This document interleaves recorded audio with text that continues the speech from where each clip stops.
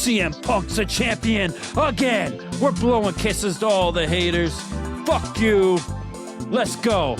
Ringside Renaissance, baby. Jesse, ring the bell.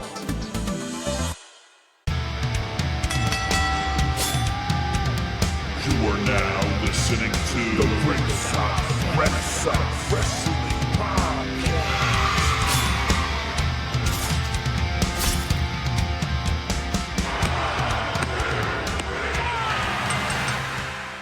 And we're back for a new episode of Ringside Renaissance. We're here talking WWE, Monday Night Raw, SmackDown, all the drama, and of course CM Punk becoming once again WWE Universal Undisputed WWE Champion. And we are, as seen on Netflix, Busted Open Approved, the original bad boys of the wrestling podcast world. And we are rated RR for Ringside Renaissance. And I'm here with the best co-host, the best tag team partner, the best friend in the world, very deadly Jesse. Yeah. And I'm Andrew Kombat Jones. Yeah, click, clack. And the New York Knicks are still NBA champions. Still. And I got my bedazzled championship shirt. Where am I scamming ass bitches at? Yeah. Let's go, baby. Yeah. You don't know that Combat Jones used to rock the Ed Hardy shirts back in the day, so this is just a quick transition for him. Thank you for following Ringside Renaissance. We have been gone for not a long time, but for a good time. We are back. A lot of stuff to go on. First thing you all have to do is hit like, share, and subscribe. It is a lot of help when you do that. But, man, oh, man, I absolutely love it. Most of this episode is going to be talking about it because we have the biggest CM Punk fan in the world, the best CM Punk fan in the world as a part of the Ringside Renaissance. Combat Jones. I don't know. A lot of people had these predictions online, had a lot of stuff going on. A lot of over there in Chicago. You and I have talked about this. He was in Chicago. He's going to make a return. At what capacity he was going to return? Right. I was completely blown away that he was going to come back and win the championship. Yeah. On Raw in Chicago. I kind of felt like they were going to do a replacement once Cody got beat up. Once they first came to the arena when they first opened the show. For whatever reason, call me a mark, but I was not expecting CM Punk to come and win the title. Like, it just was not in my cards for what he was going to do. Maybe come out and confront Sami, right? Something about, like, or confront Gunther or something, but to actually win the title, wow. Yeah, to say the least, like, I'm not surprised that it happened because it makes sense because it was in Chicago and it's been leading up and we've heard all the rumors that he was going to return in Chicago, right? But my first guess wouldn't have been that Cody Rhodes is going to get taken out and then that CM Punk is going to be put into the title shot and win the championship. I was pretty sure that Cody was going to, like, beat Sami and take the title, and then Punk was probably going to come out at the end or something or do something, and that would lead up to SummerSlam with Cody and Punk. But Punk being inserted and actually winning, that wasn't my first prediction at all. No. But I thought it did seem so obvious too that Sami was gonna lose that it almost seemed like he might not. And there was a few moments there I was like, oh shit, like they did a good job. But leading all up to that, of course, with the Night of Champions, with Sami winning and all that stuff was amazing and great for Sami Zayn. Like, everybody's all mad about Sami losing, right? But at least he got his flowers. He got the championship. Like, you can never take that away from him. He'll be down in the history books as being the Universal Undisputed I-95 365 champion. No, I believe it's going by the Undisputed Championship now. Yes. I think they dropped the Universal part from it. I don't know at what point, but whatever. So, you got all these people unhappy online now that Sami Zayn, was a transitional champion and, or that he got screwed over or that CM Hogan is back. Yeah, you know, the powder was thrown into the eyes of Bret Hart of Cody Rhodes, so CM Punk could avenge his friend So at ridiculous. Caesar's Palace and come out and beat Sami Zayn, Okay. and retain the title. I ain't mad at it though. Shit.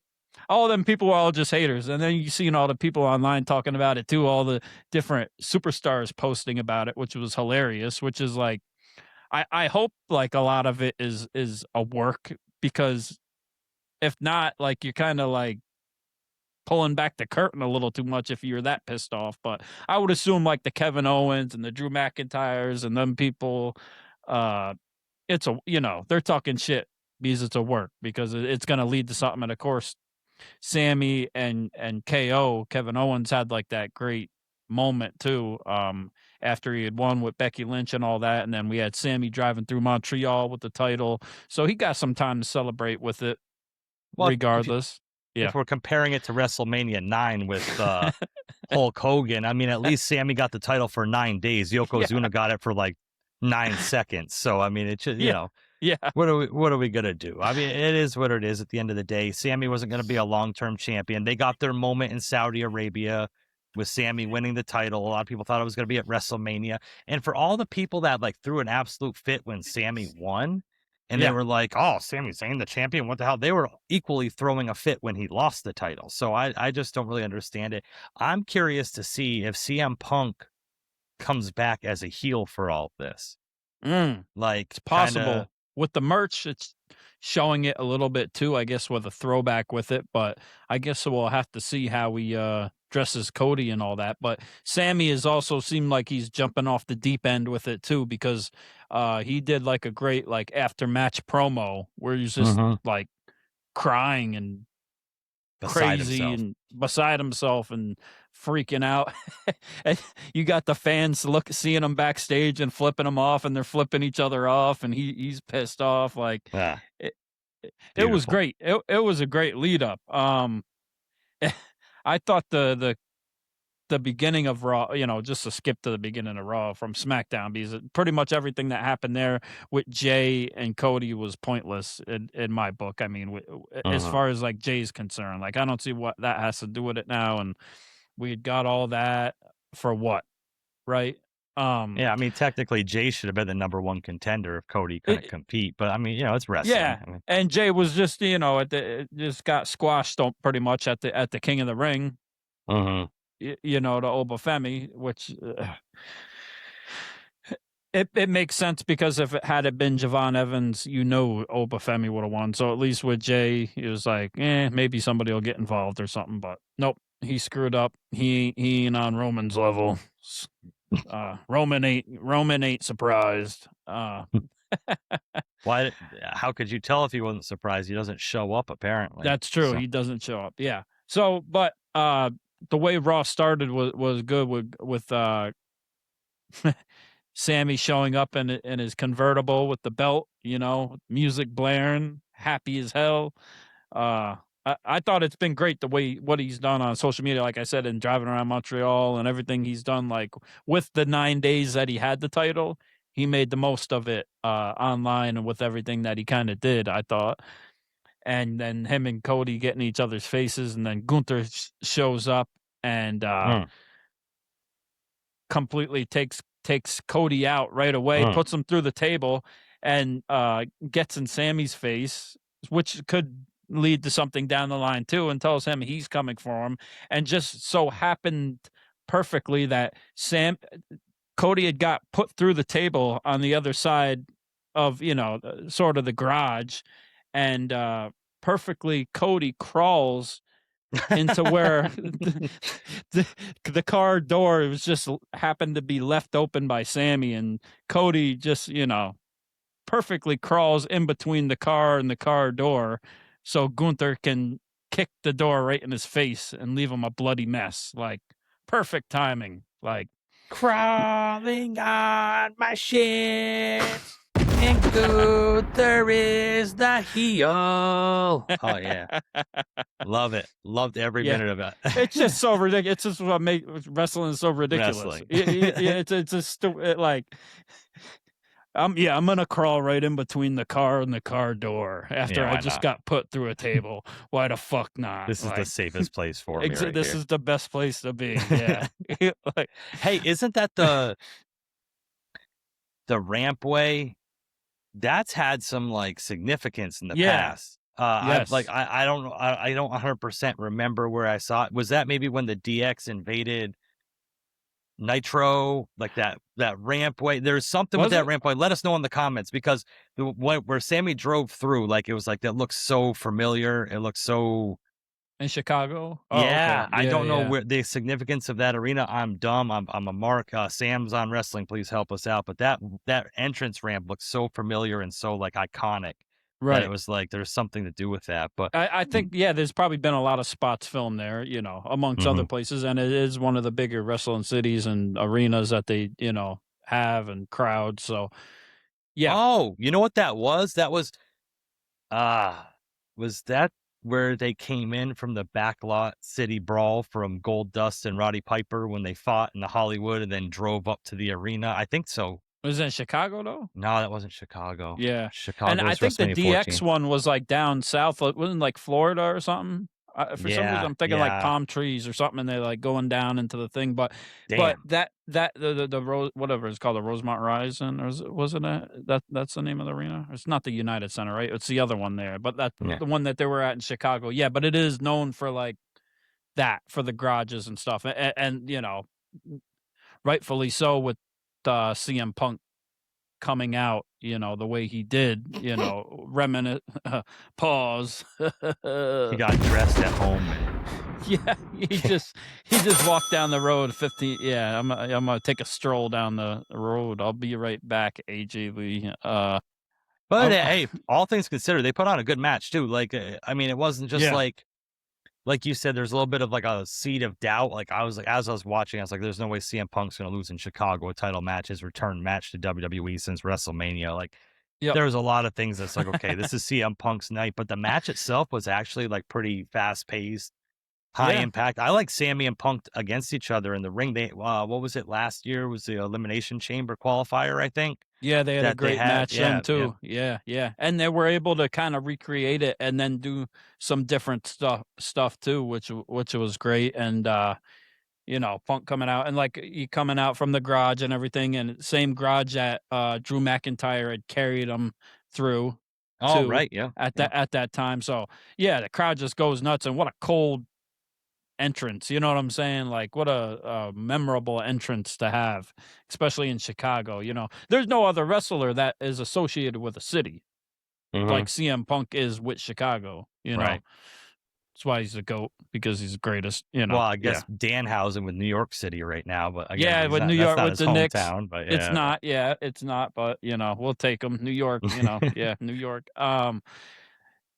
Yeah, but it's a funny match too, because like Sami hitting all the GTSs on Punk and stuff like that, and he hits the GTS into the Blue Thunder Bomb. And it just made me think, like, again, we'll go back to the car door, what Cody said just happened to falling in there.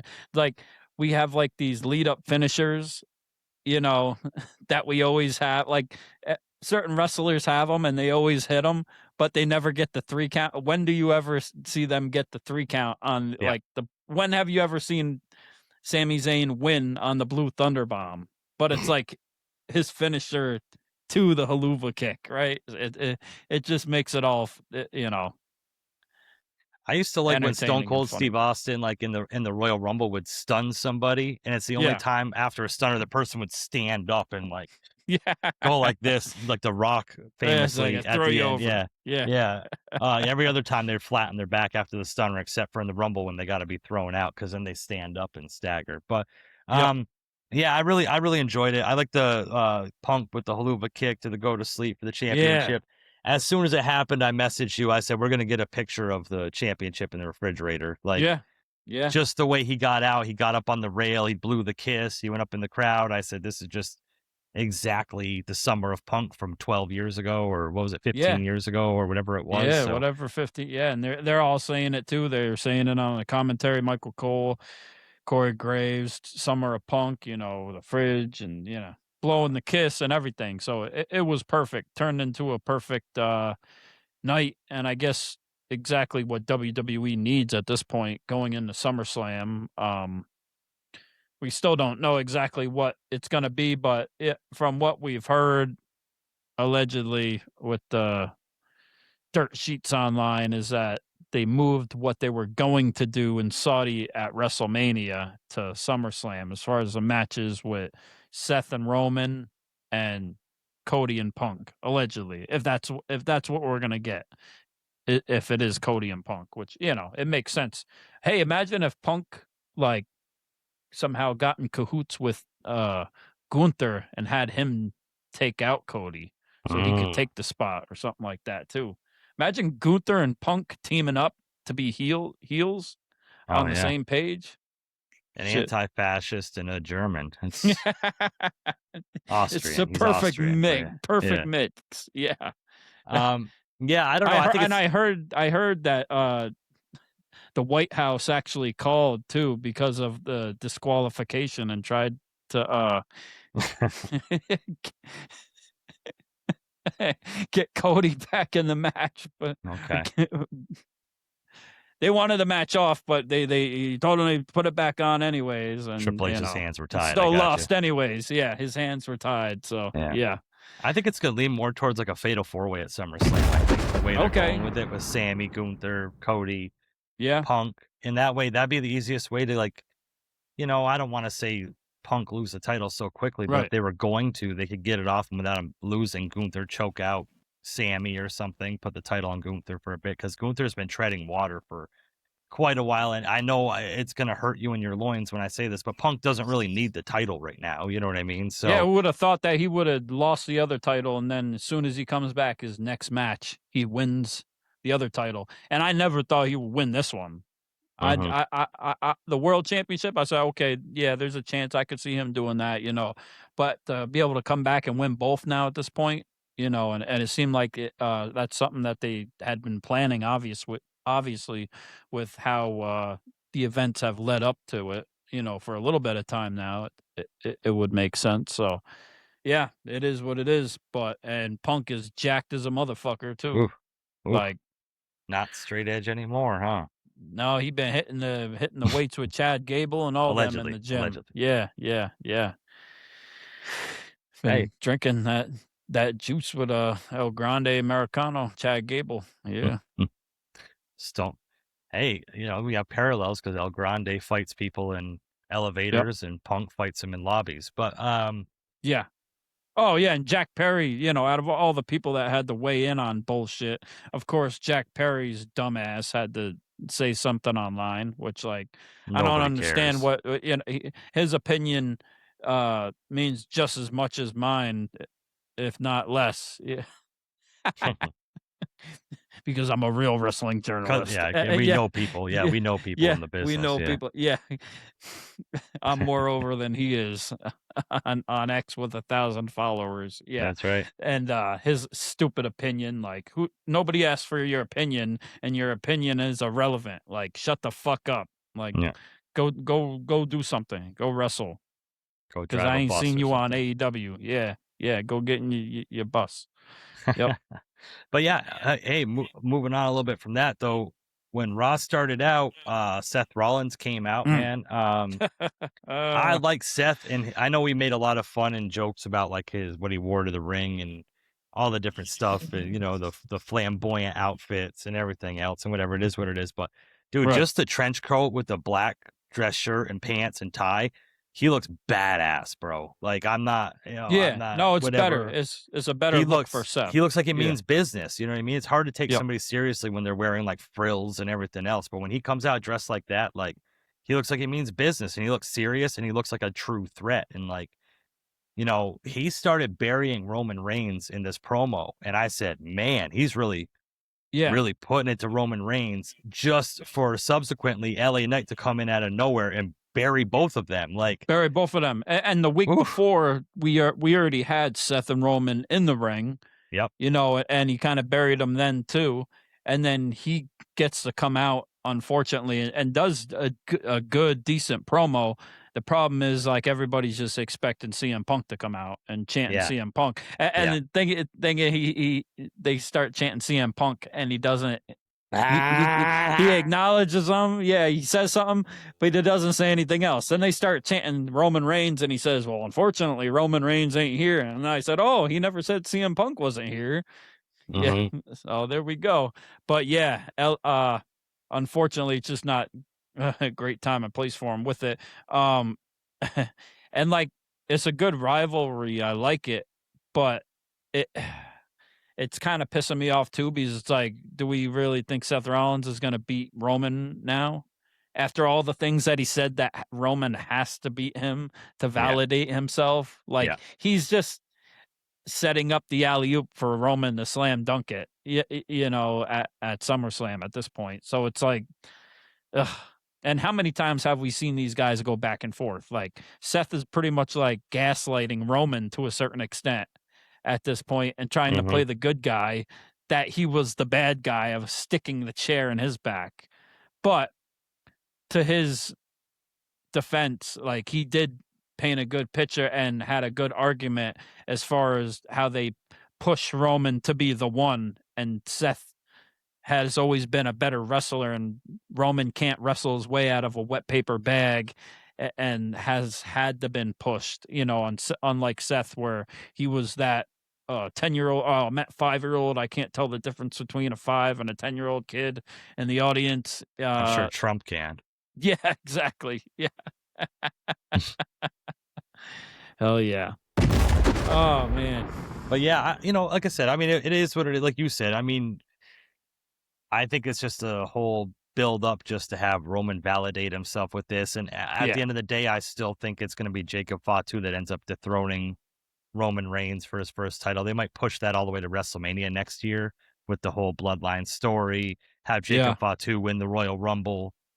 Oh, who are you going to pick? Who are you going to pick? And then he picks Roman Reigns, builds up, you know. Okay, so, Money in the Bank, too, we got coming. But, yeah, LA Knight came out and cut a great promo, like you said, on Seth Rollins. And, so good. I'm going to cut my hair the same, and I'm going to do my, you know, whatever you say. Yeah, like, that was hilarious. Like, it was kind of stupid, but it was funny, too. And, like, he had Seth laughing pretty much, too, smirking, like, so it was like, it worked. But I will say this, it was crazy. I was surprised the pop that LA Knight had got. Oh, still good. Still golden, bro.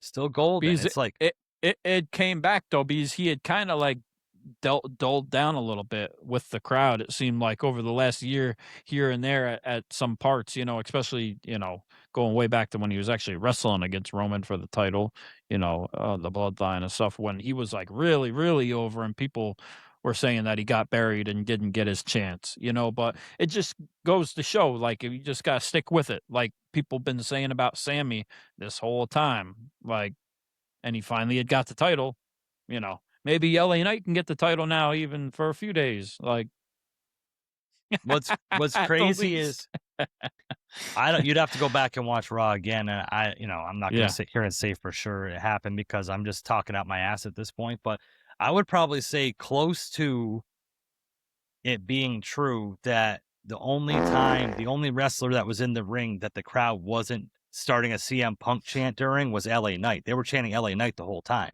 Yeah. Like every other wrestler, every other match, every other segment, there was CM Punk chants throughout. But like when LA Knight was in the ring, it was LA Knight, LA Knight, LA Knight. You know what I mean? And I said, especially in Chicago, when everybody was just like sinking their teeth into the fact that CM Punk was going to come back that night. And for him to be the one that they ain't chanting CM Punk when he's out there, they're all chanting LA Knight. You know what I mean? I said, whew. Yeah. Whew. Man, yeah, I was surprised. Such a big pop for LA Knight, and good for him. I don't know what the hell he wants in the end out of all this too, because it's like he don't even give a damn about the titles. I think he just hates Roman and Seth, or just wants to come out and run his mouth, man. Yeah, like right. it's interesting dynamic where they're heading with all these guys, because is it just setting him up to get buried again too? You know, like right. Money in the Bank. Hey, come on, give him the title for 10 days or 8 days or whatever. You never know. I mean, there's a whole other title to go after too, you know, and that's kind of like Yeah. a hot potato right now with things Yeah. going on. All Yeah. things considered, there's been 3 champions in the last 2 weeks, you know. So, Yep. hey, throw LA Knight in the mix over there, you know. Kevin Owens, you never know too. Yeah. Yeah, I think we're kind of just really Randy just, Orton, he not coming back.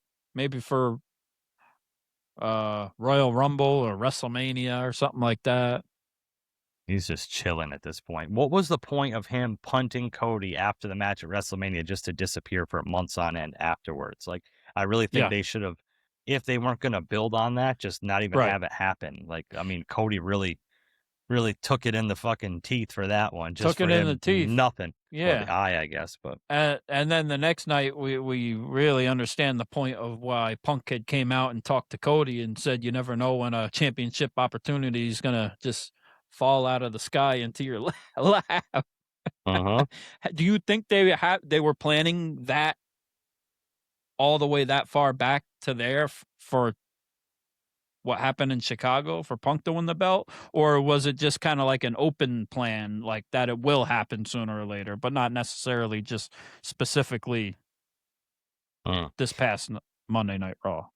Tune into Unreal Season 4 to find out the answers Season to all of 6. this. Yeah. We see the previews for the next Unreal. It's got the John Cena in it, right? The farewell tour and all that, and he's telling everybody to watch, and that should be interesting. Yeah.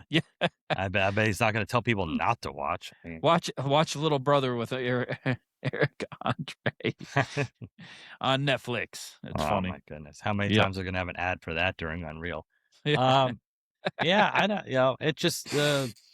I still haven't watched one episode of Unreal this whole time. Really? So, Wow. yeah, not one. But sticking to my guns. You're an old school guy. That's right. I don't pull the curtain back. Company man.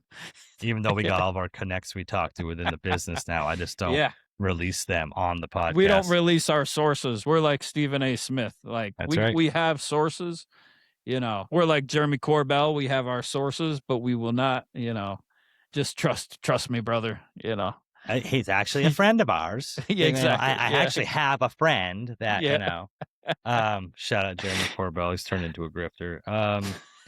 They all are. Everybody is like an agent now of I don't trust it. I don't know. I mean, I respect all these guys, but I don't know who the hell is telling the truth and who's just getting paid to say what at this point. Luis Elizondo first was saying there wasn't nothing to anything. Now he's saying there's monoliths on the moon. It's like, boy, oh boy. And now they're saying that he was part of the crash retrieval program and knew about it.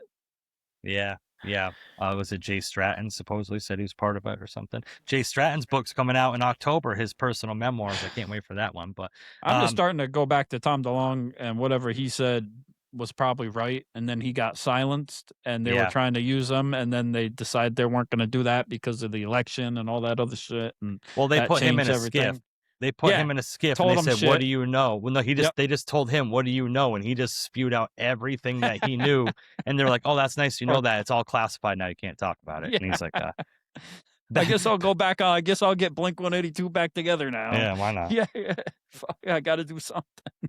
Back to wrestling, man. Combat Jones and I can talk about UAP stuff. Let us know in the comments if you follow the whole UAP phenomenon. And that's a double entendre. But yeah, so anyway, SummerSlam's only 3 weeks away, bro. I mean, that's kind of exciting to think that we're already to SummerSlam. It's the first weekend of August. It's starting to shape up a little bit.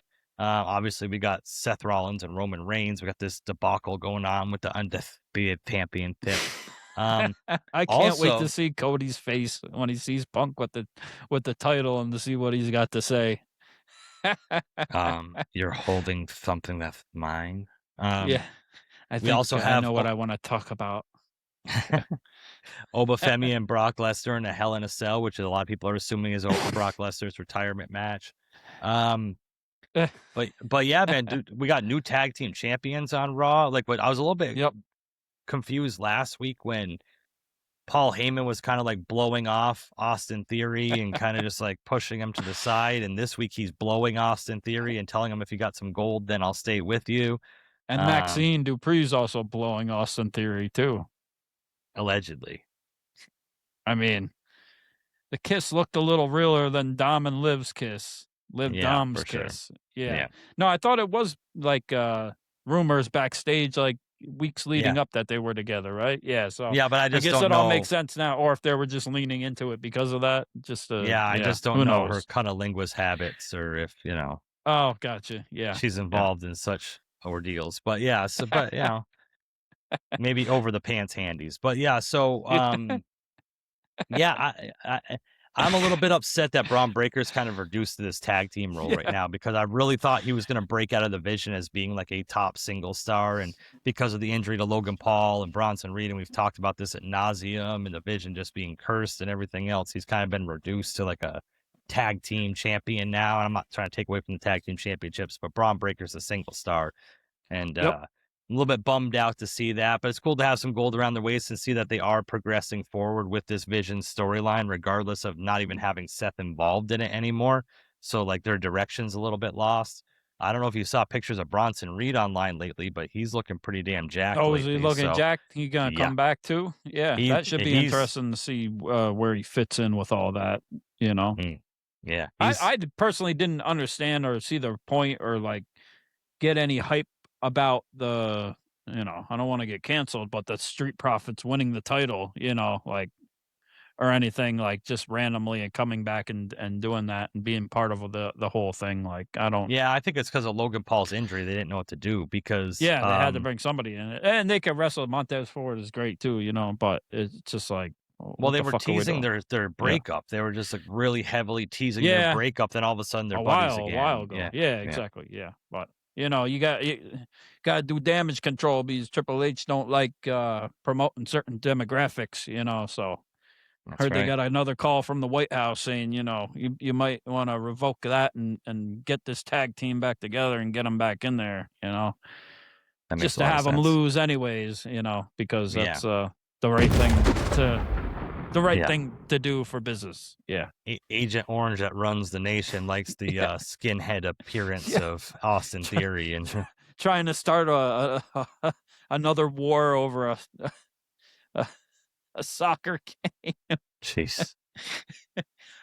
I'll just get out of the way. It had nothing to do. I'm tired of hearing about this goddamn World Cup. I don't know. Maybe I'm the only one that don't give a shit about it. It's funny. I mean, when it's on, like in the years past, like I guess I paid attention a little bit, but I never really watched it. Maybe watch one game or this or that. But I want to say, it's like a bandwagon thing, and also people are just more excited because it's actually here in the United States. And I'll say like the TikToks and all the people from all the other countries coming here and like experiencing America, that United States, and the things that like they were told about it not being like necessarily true, and like all like our stores and fast food and all this other stuff like they're experiencing. That's like the most entertaining part of it all. Right. Is seeing people see America, the United States, the USA, and appreciating that part of it. So we appreciate y'all too. And the fact that it shows that like other than like certain powers that be right now, all these countries can get along fine. Like it's just certain people that push narratives. But I saw a post on the internet the other day that said, now that America lost in the World Cup, can we stop pretending like we give a shit about soccer? Yeah, exactly. And shout out to Zeus and Sam's on wrestling and all of them that, England's still in the World Cup. So, are they? Okay. I'll root for them for you guys, but I really don't give a shit. I know Mikey's been going hard. I see Mikey online wearing a shirt all the time too. For whoever, whatever he just goes for, for. Yeah. Whoever's winning. I got you. Yep. He's winning too. He beat something important too, So, oh yeah. Congrats, free Mikey. Free Mikey. Free Mikey. Yeah. Hashtag free Mikey. Sol Ruka retained the title against the women's intercontinental title against Raquel. Io Sky came out and beat up the Judgment Day, and then just sat there on the table while they're all laying there looking like goons and like weren't attacking her back. It's kind of exciting. Liv is not doing much, Not doing unfortunately. anything, dude. It's too This bad. title reign, The title, trash. it sucks. It's nice that she had won the title. And then just going back to, like, with the King of the Ring thing, the Queen of the Ring thing, it just doesn't make any damn sense. Nah. Like, why she was there in the first place. Like, she didn't have to. You could have put anybody else there for Io Sky to beat and then challenge Liv. Like, she beat her there, and now is she gonna beat her twice again? Like, early prediction, is Io Sky gonna beat Liv Morgan for the championship at SummerSlam? Nah. No, okay, because it seems like it'd be too obvious. Liv. Just to piss me off, they're gonna keep the title on her. Yeah, which I'm cool with because she looked good with it, but she doesn't. She doesn't look good with anything. She doesn't because she has a new boyfriend and she looks horrible. Oh yeah, I wonder if how Dom feels about that. Everybody on the internet is breaking the internet like, oh my god, Dom and Liv aren't together. Like Dom isn't already happily married. Listen. Broke my fucking heart. Broke my bro. I wish they had something for Dom right now. I just like, yeah. Do you think that Horrible. going to pivot really quick because we were just talking about the women's IC title, I'm going to talk about the men's IC title. Do you think that this is eventually going to lead to Chad Gable finally winning his first singles title against Penta somehow at SummerSlam because of the enormous response he's gotten after he got his mask taken off as El Grande original, and he's come back and now he's got a respect for the luchadors and all this different stuff, and he's been getting like really, really big pops like lately. His song is popping too, like his new song, and he's trying to start the thing with the clap thing to it. Like if everybody in the crowd can just get on and start clapping to that song, like the way he's doing it, like he was showing the crowd what to do. Yeah, the song is just a banger too. So like everybody gets on like that, almost be like a, I don't want to say Daniel Bryan type of thing, but the way everybody's getting behind him, it's great. And I would assume that it's leading towards that. Yeah, he's gonna win, and he's finally gonna be able to win a title. Yeah. Well, it's not a prediction; it's a spoiler because I just had to Google it because I wasn't sure. But Chad Gable's hometown is Minneapolis, Minnesota, and that's where SummerSlam is this year. Yeah. Because when he took the mask off, my name is Chad Gable, and I'm from I was born in Minneapolis, Minnesota. Yeah, so that's a lock. SummerSlam, Classic. He wins his first singles title. That's great. Yep. That's cool. I like it. Yep. Mm-hmm. And how about this? Like Oba and Brock is cool, but Hell in a Cell, holy shit! Ugh. Like, it's be a lot of man meat. Well, yeah, the thing is, what are they going to do? What can they do? Like, it's hard to watch a Hell in a Cell match now. Like, I'll give like credit to Punk and Drew McIntyre. They did a great one. Cody and Seth had a good one too when Cody had the pec tear, whatever it was. But it's hard to watch Hell in a Cell after like Undertaker, Shawn Michaels, or Undertaker throwing off Mankind off the Hell in a Cell. Like you'll never be able to outdo that. Mm-hmm. That's the problem. I mean, there's been plenty of other great Hell in a Cell matches too, and it's a cool gimmick match for sure. But Brock and Oba, like, and it's got a good ring to it. Hell in a Cell like that. Like I was like, okay, fuck it. If we're gonna do this, we might as well go all out for the last one. Like, especially for Brock too, because Brock does have a pretty rich history of Hell in a Cell matches too. That's what I was thinking. Yeah. So maybe he had his choice for his final match because we're thinking it's his final match. Obviously, it might not be, but we're thinking it might be. But well, better way to go out. I mean, it is what it is. But and Oba's been doing good on the mic with it too, with Paul Heyman and with Brock, with what they've had to say. Like he doesn't seem rattled on the mic. No. That's what's so good. He just seems like anything they throw at him, he kind of he doesn't like overreact. He doesn't just start spitting stuff out. He kind of slows himself down and gets his point across. And I like that. I don't like him. I don't need him to have like the fiery. Doesn't like, stumble over the demeanor. words. No. Doesn't seem like he's reading like a script or like what he said is like planned. It's very calculated. He seems very seasoned for the time that he's been on the main roster. So that's cool to see. And obviously from what we hear in the dirt sheets and behind the scenes that Brock loves Ova Femi, so. It's Hey, cool, you know. what a way to put him Whatever. over. I mean, I hope they have something for Gunther at SummerSlam if it's not the Fatal 4-Way. I hope Yeah. there's something at planned because I really don't like him sitting idly by the way he's been doing it. There's a lot of stuff, man. Like the Usos, what are they really even doing right now? I mean, they're kind of the flunkies for Roman Reigns. You think like this iteration of the Bloodline, they kind of would Yeah. come back and be like because they were so important to the Bloodline, the original, that now Yeah. that it's this one, the true Bloodline 2.0, you would think, and they just seem like they're like little cronies and stuff. Like, And Jimmy's kind of got the thing going on with LA Knight, right? mhm, But yeah, like that's Jay, all. we You think, didn't really hear much from Jay on Raw or anything. So yeah. and Roman's not there. So who's to lead the blind? You know. Do you think that's all? Well, Jay's going through some stuff right now too. I guess we thought he Yeah, already had settled out, you know, by whatever it is. You know, who gives a shit? Like, I yeah. don't give a shit. But yeah, Well, okay, so this is my little piece that I'm going to say right now is that people that post wrestlers personal like lives and stuff like that, make posts about it just to get likes, clicks, and views, you're a piece of fucking shit.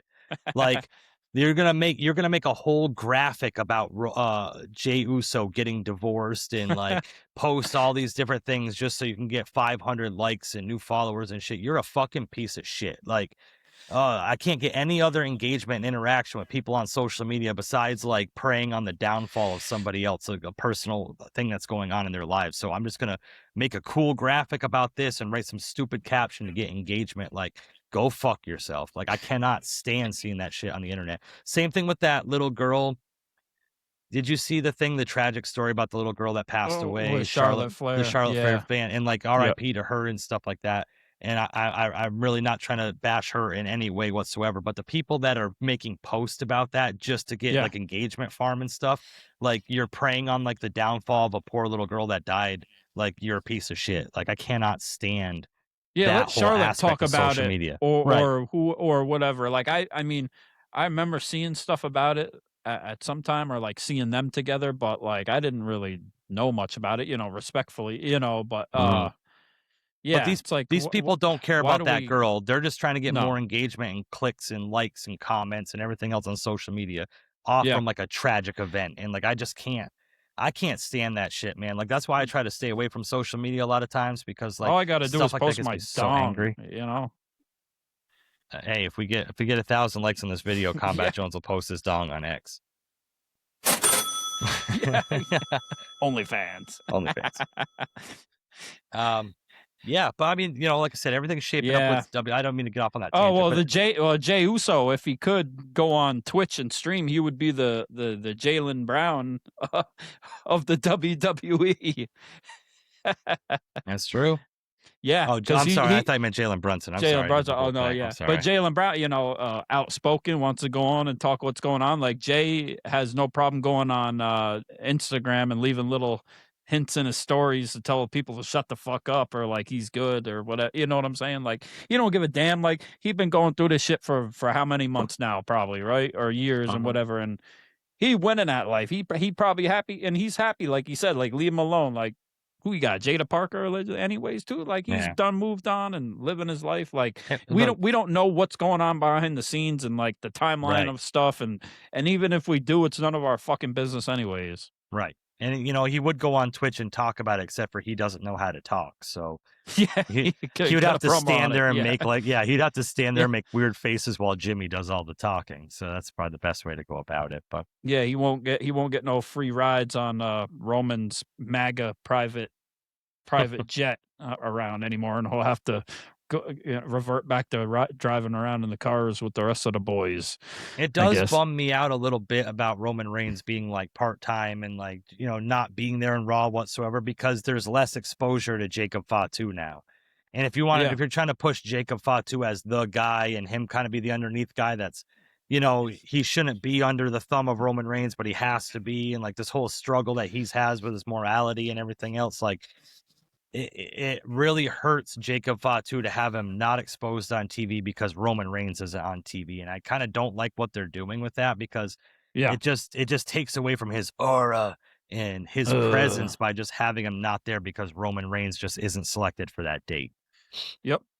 And and Roman Reigns just pulling the strings behind the scenes. Yeah, Cross is killer. Cross is willing to come back and work with these people. He's kind of put it out there. He congratulated Sami and stuff, and didn't now he he wants almost to come back. started crying almost? He was so happy. Yeah, he was happy. So it was awesome. Yeah, and they got that big event down in Poughkeepsie, right? Yeah, which is good too. And then we got SmackDown, ACW, which looks good. I was almost thinking about it, and it's like the same weekend as Fanatics Fest.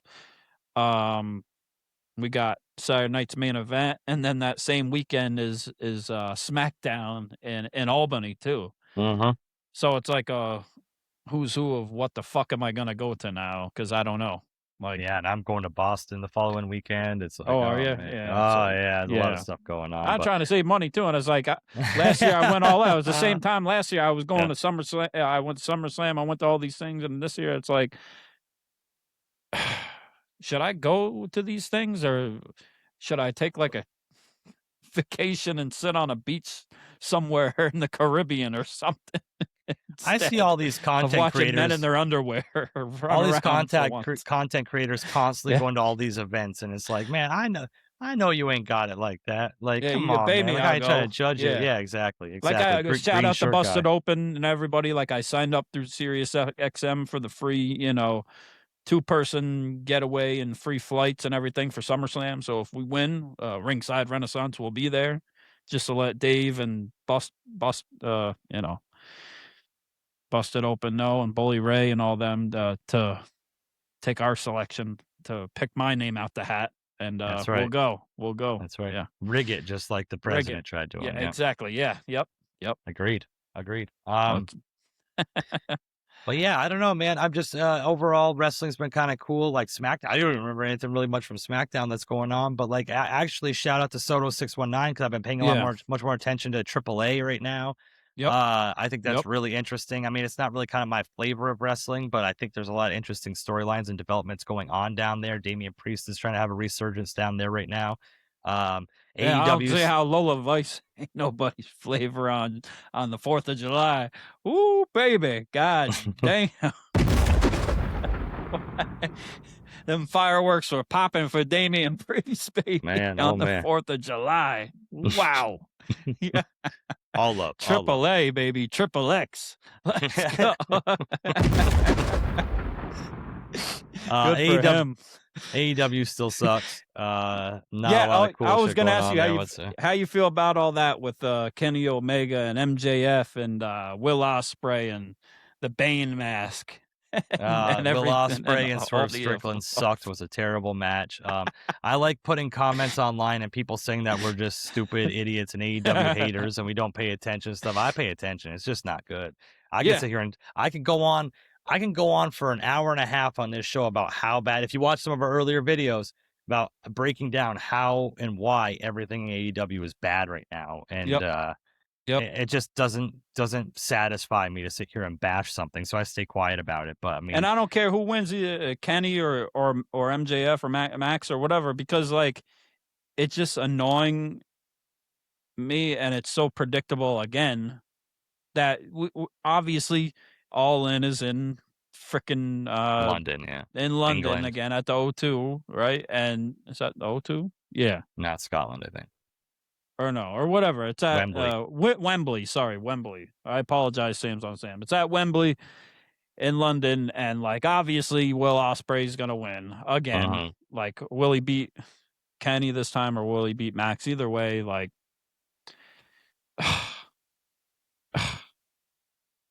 I just can't do it. I don't know. It's annoying. It's annoying. It's annoying. And not all of the AEW is bad. There's some good parts to it here and there. Like I will say, but you can tell with the crowds, man. It's there in the numbers. Like, you want to lie about the votes and the numbers all you want, and ask for people's IDs to get in and not let them get in, and not count it for the votes of how many people are there. I mean, there's only 2,000 to 3,000 people at Dynamite every week.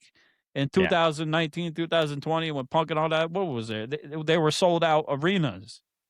10, 11,000. So it is what it is. Like, you're competing with TNA at this point. And I don't even know what the fuck's going on with TNA. Like, they still have their people. Like, it's cool to see Nick Nemeth champion. Shout out my friend Moses. Moses actually met Nick Nemeth right after he won the championship, got to hold the title and everything. Yeah, that's awesome. Yeah, because they were in Albany. In Albany, so that's freaking awesome. Yeah. Santana's contract's about to expire. They don't know what's going on. He just posted something on his Instagram, something about July 17th. So okay, we'll see what goes on with that. That's they still got a lot of good talent. Tommy Dreamer Saturday's main event. Yeah. Oh, Saturday night's main event. Yeah. Tommy Dreamer had left. He was working with them for the longest time. He had like an emotional goodbye with them, unfortunately. Whatever happened, I don't know. Yeah. Mike Santana is going to debut with WWE at Saturday night's main event, bro. Oh, you think so?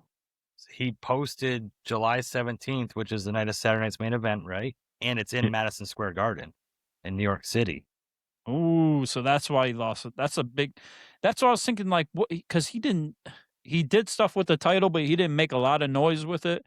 But at the same time, like, New York City, yeah. And all we have, like, promoted on the card for that show is Danhausen versus JD McDonough, and I'm assuming it's JD because Dom's hurt, right?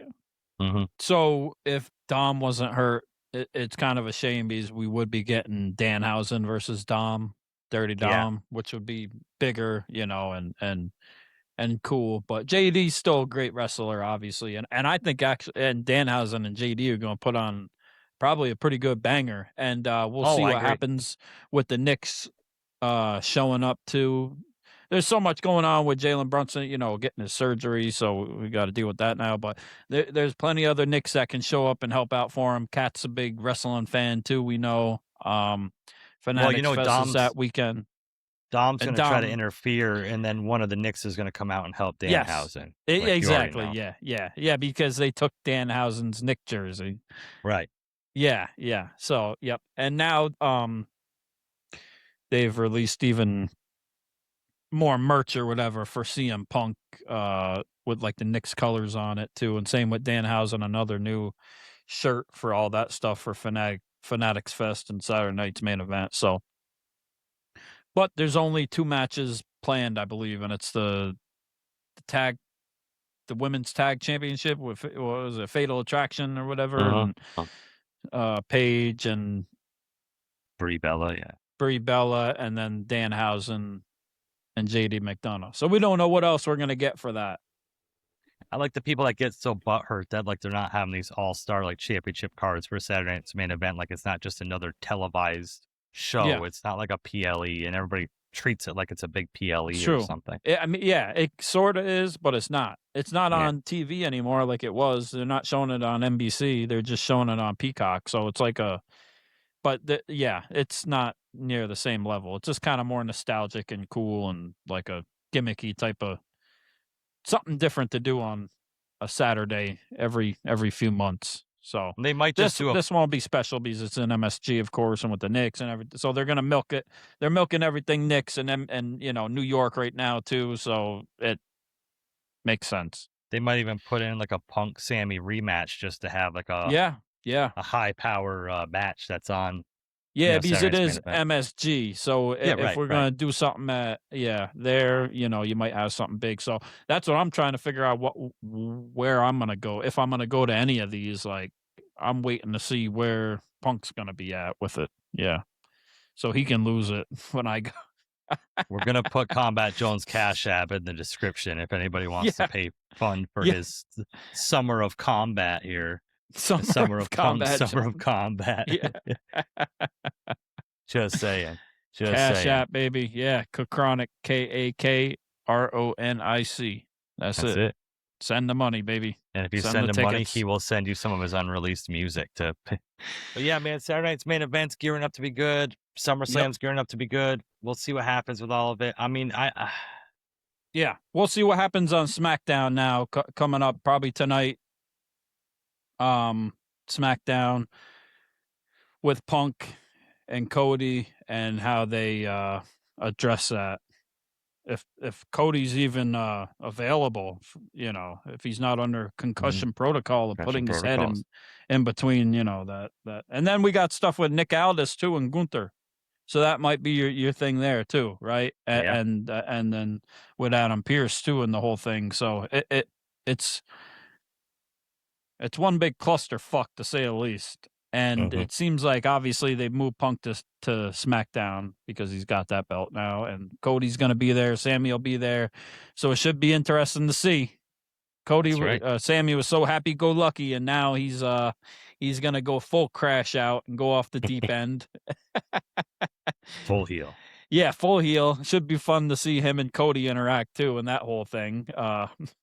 No water bottles in the back will be safe once Sami Zayn exactly. has a full crash out. Yeah. It's gonna be fun interactions and to see how they treat it, and we know Punk's gonna say some shit to piss everybody off and bring some fire, and you know, get Cody fired up, and Sami's already living rent free in his head already. I'm sure, you know, or Punk in reverse. I mean, but yeah. Crazy. So we'll see what happens on SmackDown, and it's all leading to SummerSlam, and we can't wait to see what happens. And Saturday Night Main Event, let's get them tickets, baby. Let's get the tickets for SummerSlam. We're speaking into existence. We're putting it out there. Let's win, baby. Ringside Renaissance. We'll be there. Yeah. In spirit. In spirit, yeah, at the least. Yep. So let's go, baby. Knicks. CM Punk's the champion again. Yeah. The title is back in the fridge, back in the freezer. It's cold. He's ready to put everybody back asleep. It's the summer of Punk, and we're here for it. Bring all the heat, baby. That's what we want, all the heat, because we are rated RR for Ringside Renaissance, and we are, as seen on Netflix, busted open approved, and the original bad boys of the wrestling podcast world.